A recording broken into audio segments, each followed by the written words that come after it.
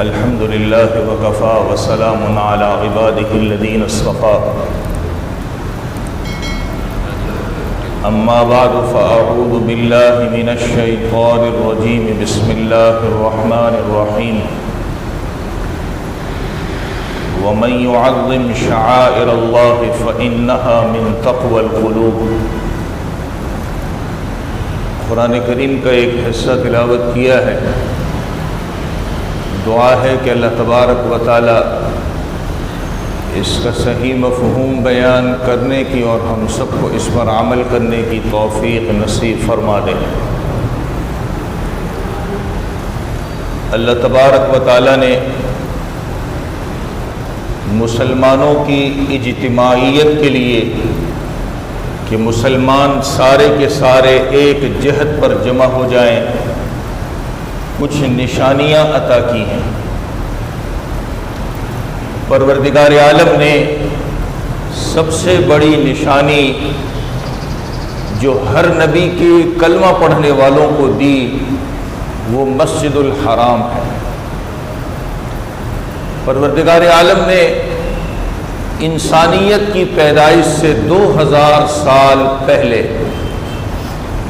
فرشتوں کے ذریعے سے اس مقدس جگہ کی تعمیر کروائی۔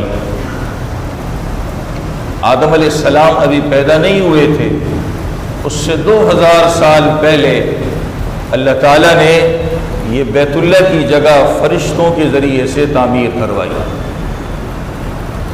تاکہ اللہ کا کلمہ پڑھنے والا وہ کسی بھی جگہ کا رہنے والا ہو یا کسی بھی نبی پر ایمان لانے والا ہو، اس کی جہت ایک ہی ہو، کسی بھی رنگ نسل کا ہو، کسی بھی قوم کا ہو، اس کی جہت اللہ نے ایک بنا کر سب کو اجتماعیت دے دی۔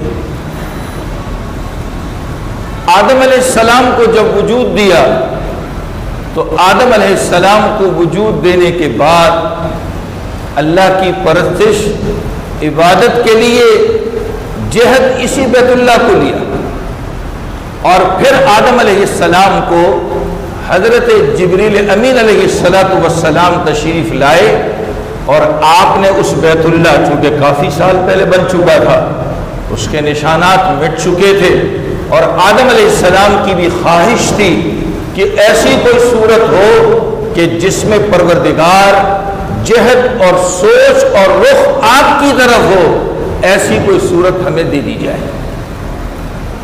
تو اللہ تعالیٰ نے حضرت جبریل کو رہنما بنا کر کے بھیجا، اور حضرت آدم علیہ السلام نے اس بیت اللہ کو تعمیر کیا۔ انسانوں میں تعمیر کرنے والے حضرت آدم علیہ السلام پہلے ہیں۔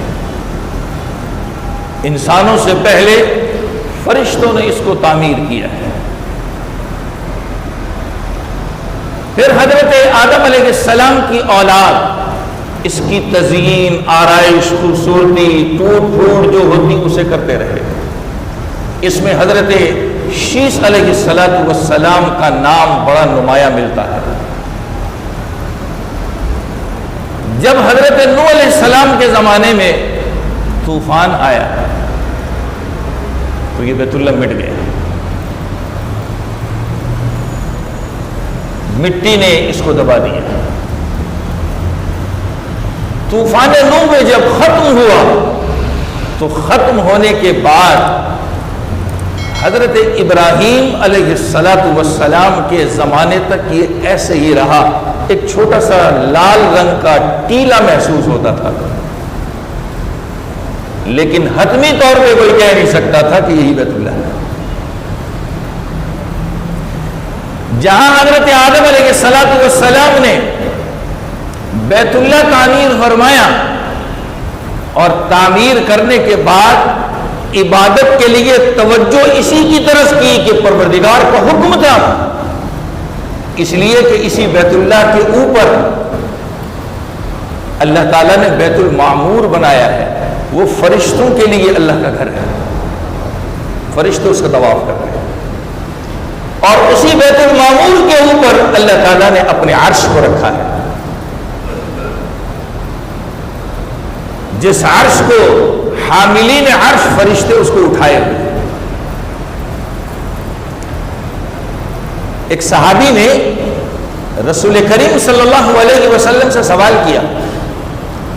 فرمایا اللہ کے نبی، اس روئے زمین پر سب سے پہلے اللہ کا گھر کون سا بنا؟ نبی نے فرمایا مسجد الحرام، یعنی بیت اللہ کی جگہ. فرمایا اس کے بعد؟ تو فرمایا بیت المقدس. اور آپ نے یہ بھی فرمایا کہ دونوں کے درمیان 40 دن کا فاصلہ ہے.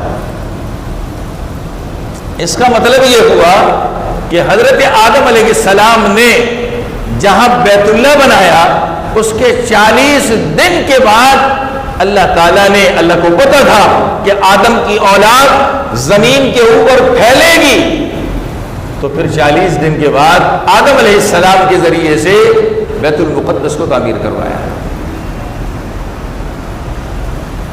آدم علیہ السلام بیت اللہ کے تعمیر کرنے والے بھی ہیں اور بیت المقدس کے تعمیر کرنے والے بھی ہیں.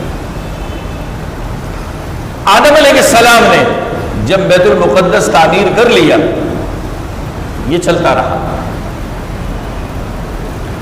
حضرت ابراہیم علیہ السلام ایک عرصے کے بعد، آپ بابل نینوا کے رہنے والے تھے، وہاں سے اپنے بھتیجے حضرت لوط علیہ السلام کو لے کر کے بیت المقدس پہنچتے ہیں. اللہ کا حکم تھا.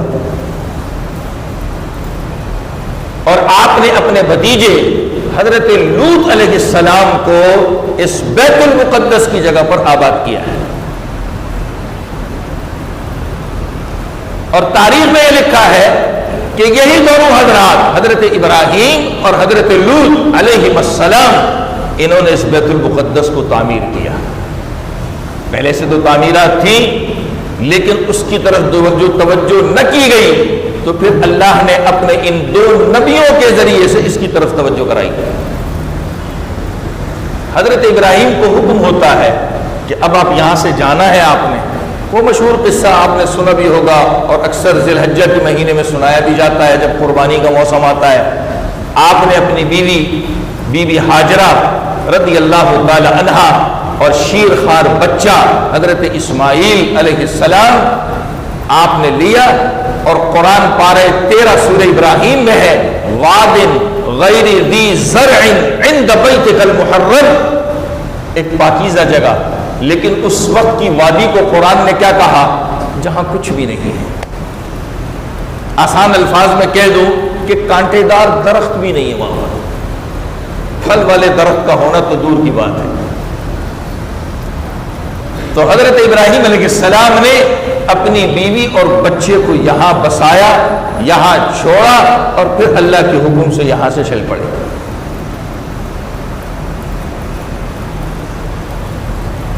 جب آپ یہاں سے چلے تو ایک پہاڑی کی اوٹ میں کھڑے ہو گئے اور اللہ تعالیٰ سے دعائیں کی، جس کو اللہ نے پارے 13 کا حصہ بنایا ہوا ہے.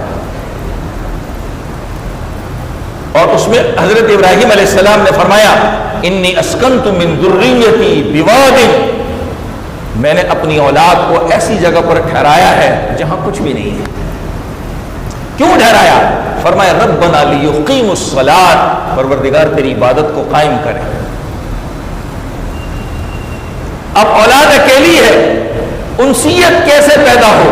تو حضرت ابراہیم نے دعا کی، وَاجْعَلْ أَفْئِدَةً مِّنَ النَّاسِ تَهْوِي إِلَيْهِمْ، لوگوں کی محبت اس کی طرف کر دیجئے.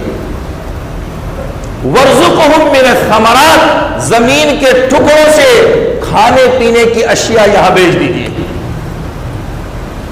بے موسم چیز بھی اللہ وہاں دے رہا ہے. یہ ابراہیم علیہ السلام کی دعا ہے. یہ ابراہیم علیہ السلام کی دعا ہے. کیوں؟ لعلہم یشکرون، یہ آپ کے شکر ادا کرنے والے بن جائیں.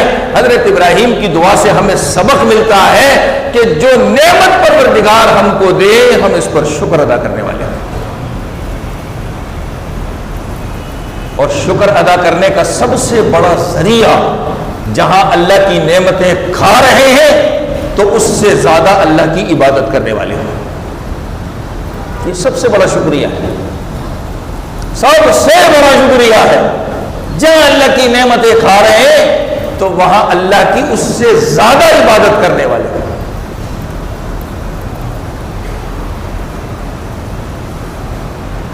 حضرت ابراہیم علیہ السلام کی اولاد میں حضرت یعقوب علیہ السلام آئے،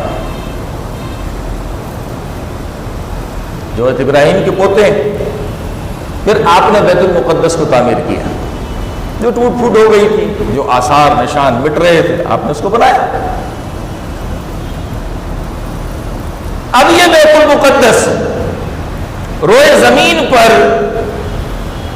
3 طاقتیں شمار کی جاتی ہے بے اعتبار مذہب، حالانکہ مذہب دنیا میں ایک ہی ہے، وہ ہے اسلام، اور وہ قرآن کہتا ہے پارہ 3 سورہ آل عمران، ان الدین عند اللہ الاسلام، دین اللہ کے یہاں صرف اسلام ہے، چاہے وہ آدم علیہ السلام ہو، چاہے محمد الرسول اللہ صلی اللہ علیہ وسلم ہو۔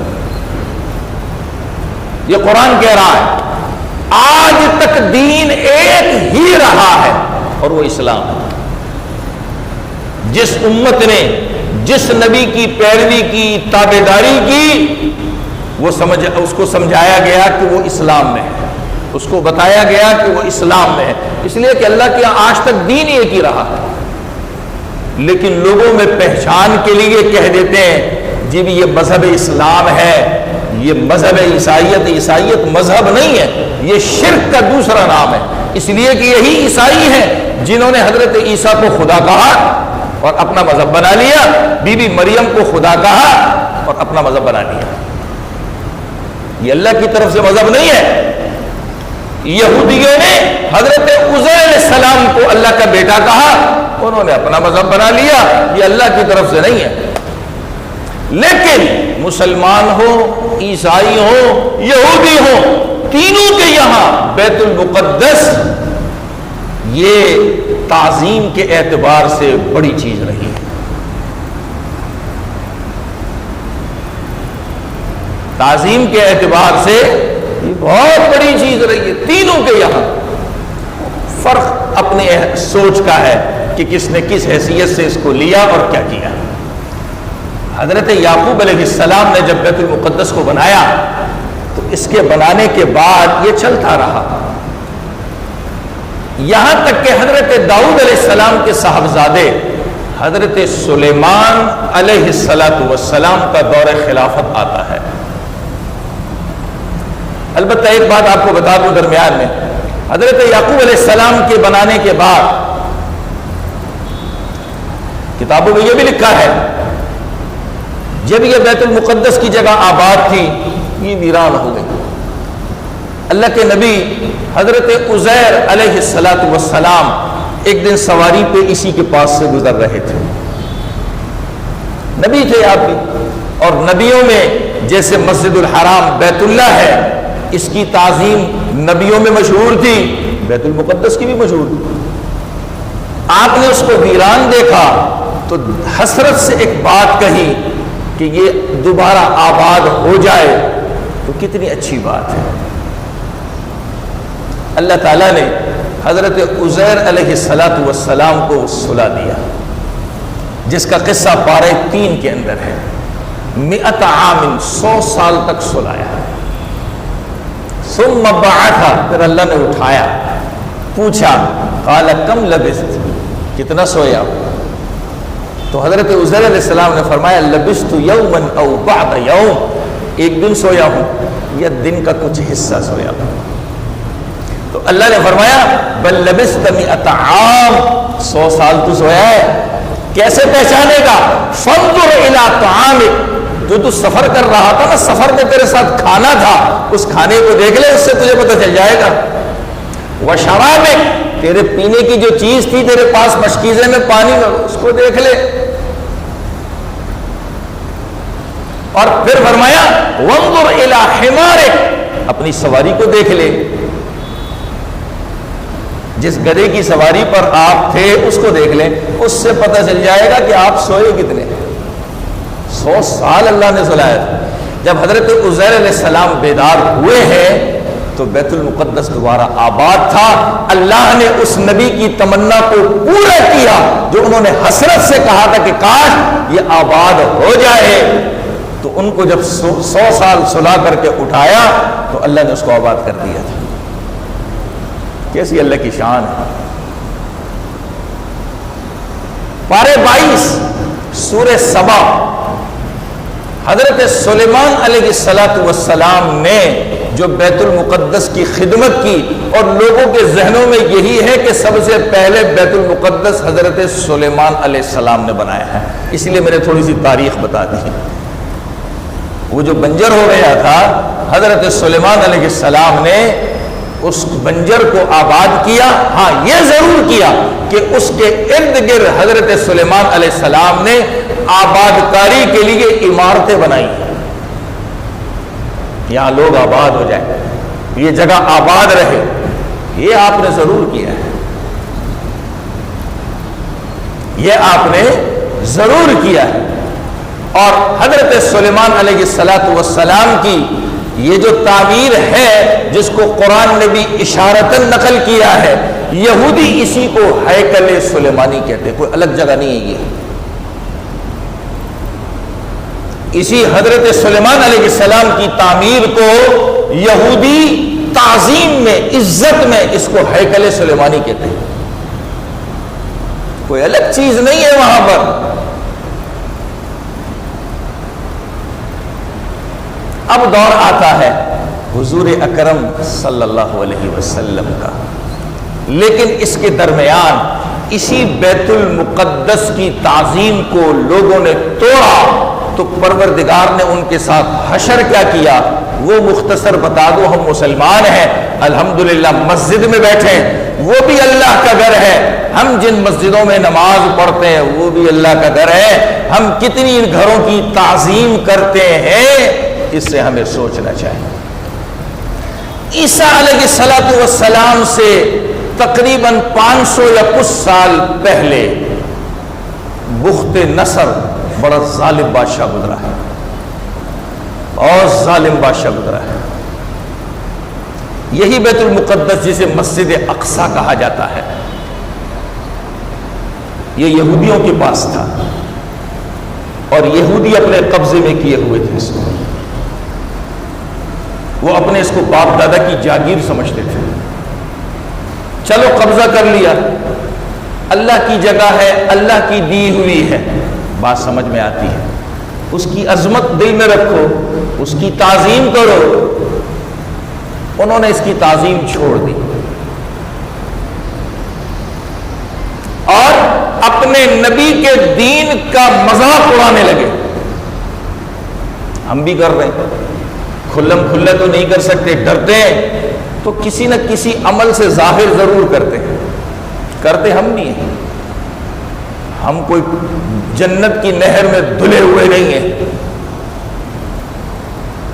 آج ہم نے اپنی عبادات کا جیسے مذاق بنایا ہوا ہے، اپنی عقل سے سب کچھ کر رہے ہیں اور سمجھ رہے ہیں ہم پکے ٹھکے مسلمان ہیں۔ یہی کام یہودیوں نے کیا تھا،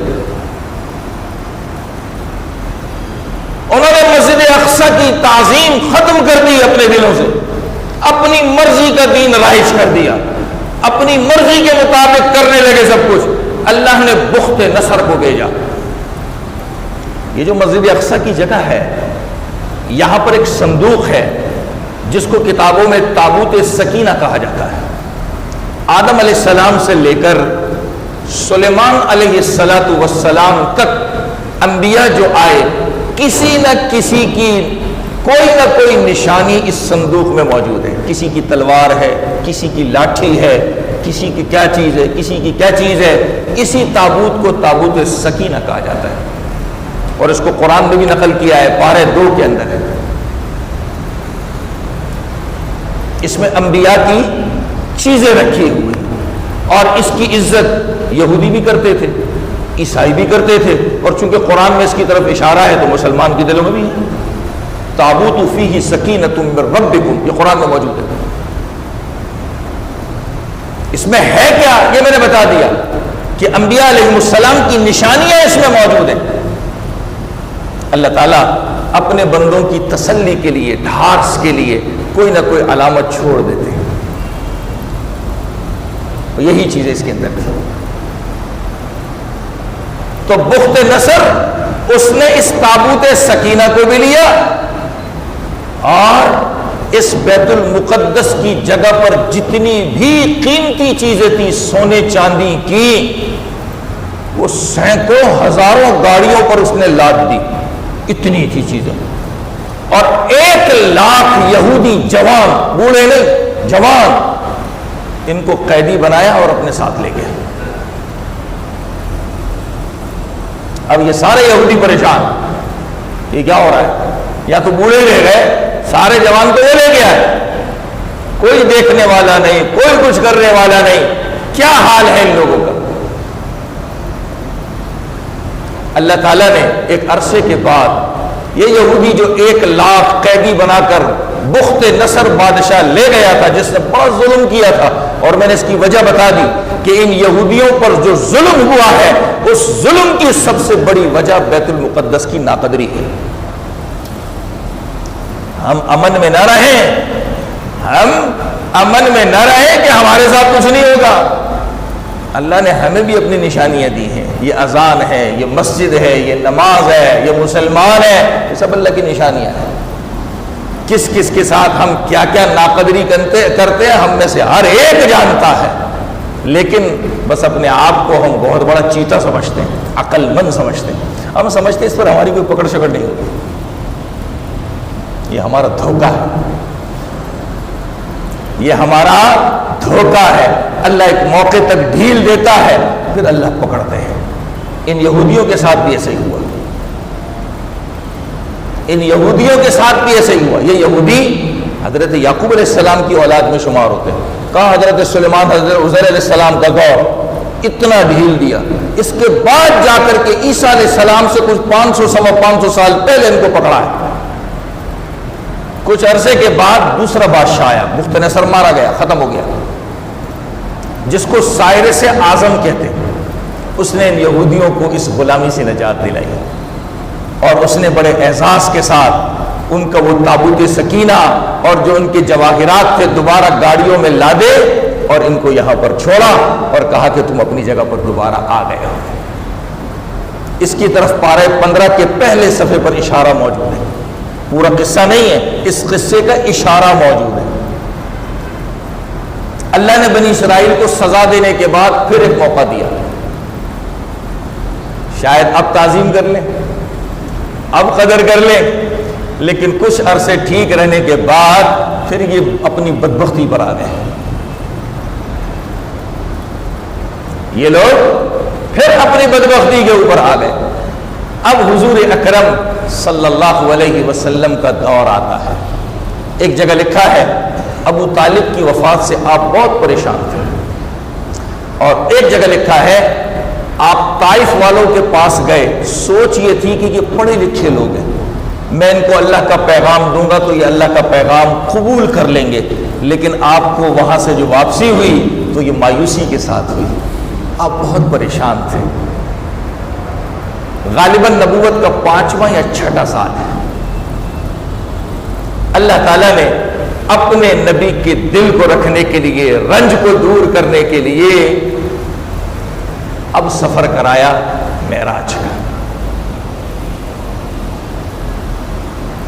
آپ اسی بیت اللہ کے، آج جو باب عبدالعزیز ہے، جو میں نے تاریخ میں پڑھا وہ بتا رہا، آج جو باب عبدالعزیز ہے، اسی باب عبدالعزیز کے راستے میں ایک مکان میں آپ آرام فرما رہے تھے کہ حضرت جبریل، حضرت میکائیل جو بڑے بڑے فرشتے ہیں، آپ کو یہاں سے اٹھایا اور بیت اللہ کے پاس لے کے آئے. زمزم کا پانی لیا، آپ کے سینے کو چاک کیا، اندر سے دل نکال کے جنت کی تشتری میں رکھا. سونے کی تشتری تھی، اس میں دھویا. اللہ نے اس میں ایمان اور حکمت کو بھرا اور دوبارہ یہ اسی مقام پر رکھ دیا گیا. پھر آپ کو یہاں سے سفر کرایا. یہاں سے جو آپ کا چلنا تھا بیت اللہ سے اور مسجد اقصیٰ تک پہنچنا تھا، جس کو بیت المقدس کہتے ہیں، اس کو کہا جاتا ہے اسراء۔ اسراء کا معنی ہوتا ہے رات کا سفر کرنا۔ اسراء کا معنی ہوتا ہے رات کا سفر کرنا۔ پارہ 15 کی پہلی سورت کا نام بھی سورہ اسراء ہی ہے، اس کو اسرائیل بھی کہتے ہیں، اسراء بھی کہتے ہیں۔ اور اللہ نے فرمایا سبحان الذی اسراء، جس نے رات کو چلایا بعبدہ، اپنے بندے کو۔ کہاں سے؟ من المسجد الحرام، بیت اللہ سے، کہاں تک؟ الی المسجد الاقصی، بیت المقدس۔ اس کو معراج نہیں کہتے، اس کو معراج نہیں کہتے، اس کو اسراء کہا جاتا ہے، الف کے کسرے کے ساتھ، رات کو چلانا۔ یہاں تشریف لائے، اس کے بعد یہاں سے آپ کو آسمانوں کا سفر کرایا گیا۔ آپ تصویر کے اندر سنہری رنگ کا جو گنبد دیکھتے ہیں، اسی کے نیچے آپ کو کھڑا کیا گیا اور یہیں سے آپ کو آسمان پر لے جایا گیا۔ اس سفر کو معراج کہتے ہیں۔ یہ بیت المقدس نہیں ہے، یہ جو گنبد نظر آتا ہے سنہری رنگ کا، یہ مسجد اقصی یہ نہیں ہے، اسے گنبد صخرہ کہا جاتا ہے۔ اس مقام سے آپ کو آسمان پہ لے جایا گیا تھا، اس مقام سے آپ کو آسمان پہ لے جایا، یہ معراج کا سفر یہاں سے شروع ہوا تھا۔ اس جگہ پر پہلی صدی ہجری کے اندر عبد الملک بن مروان اس نے اس جگہ پر کہ نبی علیہ السلام کو یہاں سے اوپر لے جایا گیا، یہ تاریخی مسجد بنائی جو آج ہمیں سنہری رنگ کے گنبد میں نظر آتی ہے۔ اور یہ مسجد سب سے پہلے یہ عبد الملک بن مروان نے بنائی ہے۔ 12 سال لگے تھے اس کو بنانے میں، 12 سال، اور اس زمانے کے سونے کے کئی سکے اس نے اس کے اوپر خرچ کیے۔ وہ جو مسجد اقصی ہے جسے حضرت ابراہیم، حضرت یعقوب، حضرت سلیمان علیہ السلام نے بنایا، وہ اس سے ہٹ کر قریب میں ایک جگہ ہے۔ اب سب کو بیت المقدس کہہ دیا جاتا ہے۔ یہ میں نے تاریخ کیوں چھیڑی ہے؟ یہ میں نے اس لیے چھیڑی ہے، ہم مسلمان ہیں، انبیاء کے ساتھ اس کا تعلق ہے، ہر مذہب والے کو اس کا پتہ ہونا چاہیے کہ اس کی حقیقت کیا ہے۔ آج ایک نیا پروپیگنڈا شروع ہو گیا ہے، میڈیا کا دور ہے، اور میڈیا پر ہی چند دنوں سے یہ بات چل رہی ہے کہ حضور اکرم صلی اللہ علیہ وسلم معراج کو جو گئے تھے وہ اس مسجد اقصی سے نہیں گئے تھے۔ ہمارے ذہنوں سے اب یہ بھی نکالا جا رہا ہے، آج تک آپ نے بھی کبھی نہیں سنا ہوگا، ابھی 2-4 دن سے یہ میڈیا پہ آ رہا ہے، اور یہ پھیلانے والے ہمارے مسلمان ہی ہیں، کوئی اور نہیں ہے۔ ہم کسی اور کو گالیاں کیوں دیں؟ یہ نئی بحث چھوڑ دی ہے کہ قرآن میں جس مسجد اقصی کا تذکرہ ہے یہ مسجد اقصی نہیں ہے بیت المقدس والی، یہ کوئی اور مسجد ہے، کوئی اور جگہ ہے، کوئی اور چیز ہے۔ آج کل آپ میڈیا پہ یہ بھی دیکھ رہے ہوں گے کہ اپنی اولاد کو بتا دو کہ یہ مسجد اقصی ہمارا قبلہ اول ہے، یہ ہماری نسلوں کو پتہ ہونا چاہیے۔ اس لیے کہ میڈیا پر جو لوگ حاوی ہیں وہ اس کو مٹاتے جا رہے، کہہ رہے ہیں یہ تو یہودیوں کی، اس کا مسلمانوں سے کیا تعلق ہے؟ اپنی نسلوں کو بتا دو اس کا مسلمانوں سے تعلق ہے، اور بہت بڑا